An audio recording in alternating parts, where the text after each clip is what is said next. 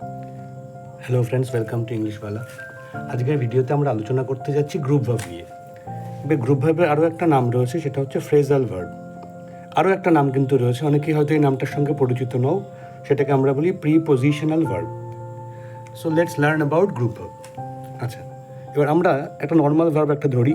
Suppose একটা verb রয়েছে give, আর একটা ভার্ব রয়েছে সাপোজ টেক। এবার আমরা সবাই জানি গিভ মানে দেওয়া, টেক মানে নেওয়া।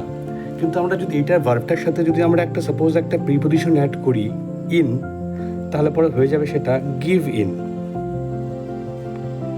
তো এইবারে এটা কিন্তু একটা গ্রুপ ক্রিয়েট করলো, যে গ্রুপের হেড ওয়ার্ড হচ্ছে একটা ভার্ব, রাইট?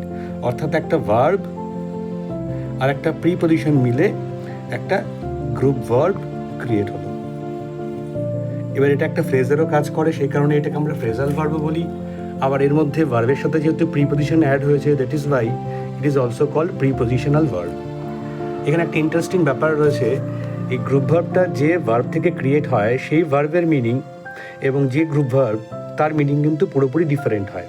তোমরা যেমন দেখতে পারবে give plus in equal to give in. এবার গিভ মানে দেওয়া, কিন্তু গিভ ইন মানে কিন্তু সারেন্ডার। সারেন্ডার অর্থাৎ আত্মসমর্পণ করা।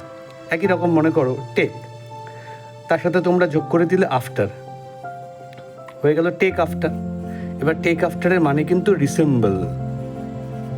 রিসেম্বল মানে সদৃশ হওয়া, অর্থাৎ একই রকম দেখতে হওয়া, রাইট?